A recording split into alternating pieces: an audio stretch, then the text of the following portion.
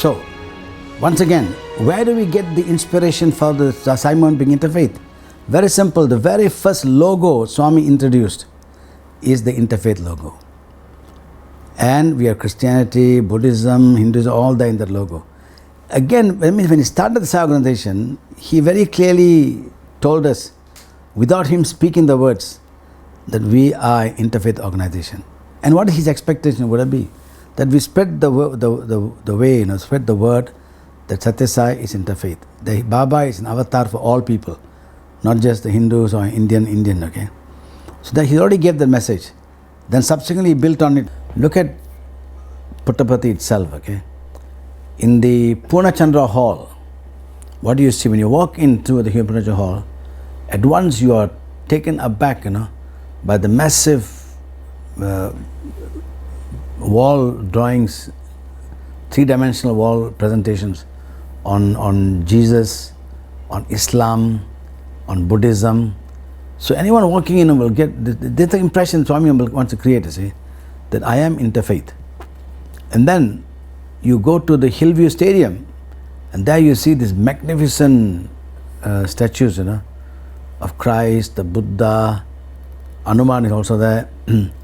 Again, he's reflecting it. And finally, the Sai Stupa. The Sai Stupa itself, again, it shows interfaith. So everywhere, Swami is trying to show us and to project the interfaith mission that he represents. So surely it is incumbent upon us, to take that Prashanti environment and make our place also Prashanti. Baba says every Sai center must become Prashanti Nilayam.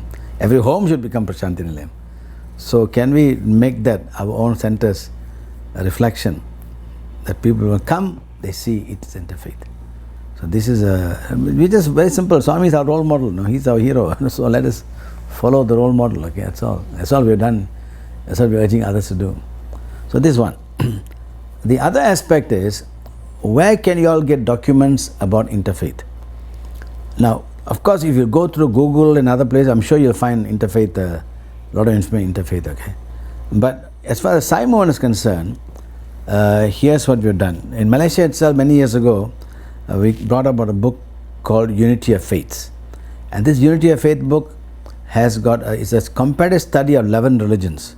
And a lot of painstaking work went in to make this booklet. And this booklet, in fact, I was told by Dr. Anil Kumar that this booklet is the main reference in the Sai University when they want to talk about interfaith. That's what he says. I have not seen. But he said, Jaga, it's been so badly, so used by so many, it's almost in tatters. So can you give me more copies, he asked. Okay. And then there's another book we did. During the Second World Youth Conference, I was one of the organizers of the Second World Youth Conference. There, we got the world together, and we came out with a book. Okay, the first World Youth Conference, we came out with a booklet called The Voice of the Avatar. Okay, what does Swami say about all the religions, about what their values, what have you? But the second World Youth Conference, we came out with The Voice of World Religions.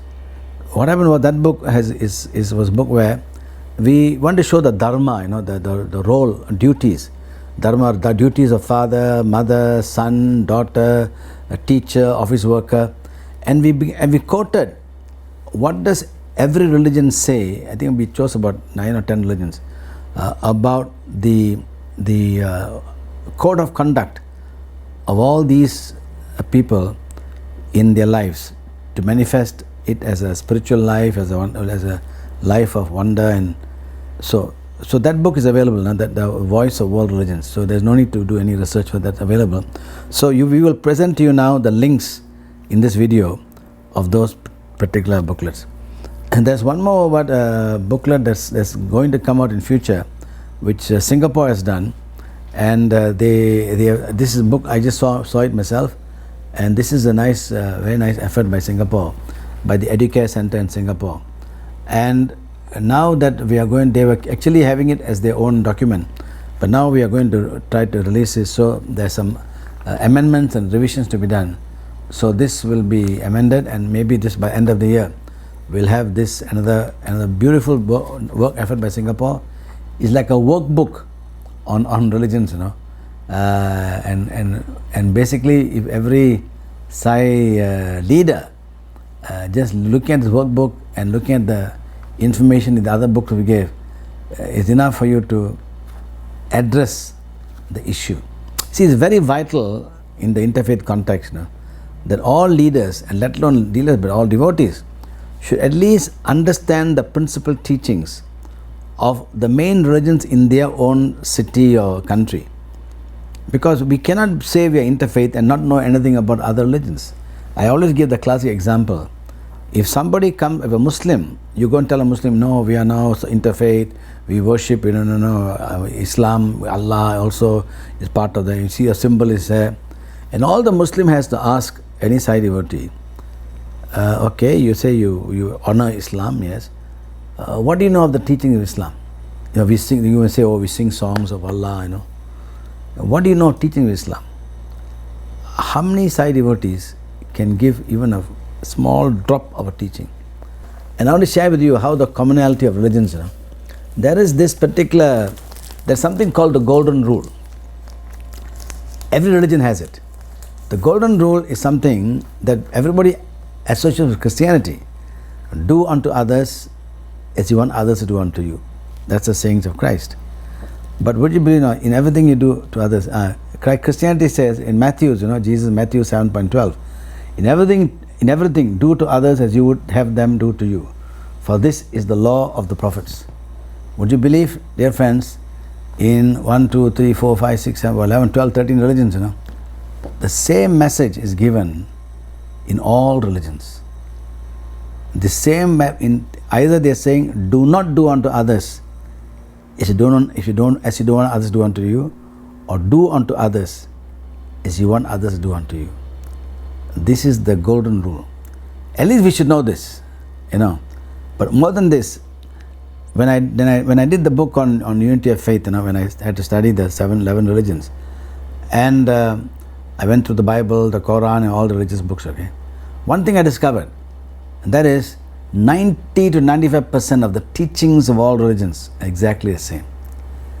What you do in a temple, Hindu temple, what you do in a mosque, inside a mosque, what you do inside a Christian hall of prayer, in a church, what you do in a Buddhist temple may be different. The language you speak is different, the actions you do are different, the rituals are different. But the moment you step out of your temple, out of the church, out of the Buddhist temple, out of the mosque, how divinity wants you to behave is exactly the same. Starting with the fundamental of honor your father and mother, truth, right conduct, peace, love, non-violence, everything is common.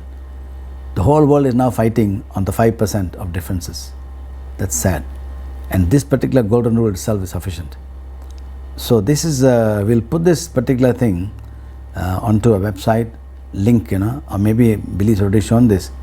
Maybe you link it on a website and then you can click on that and you can get it, download this, and perhaps you can print it out for members of your center. So this is the thing that we must do. By the way, this document is, I confess, is not from us. It is done by some other Christian group, I think, in America.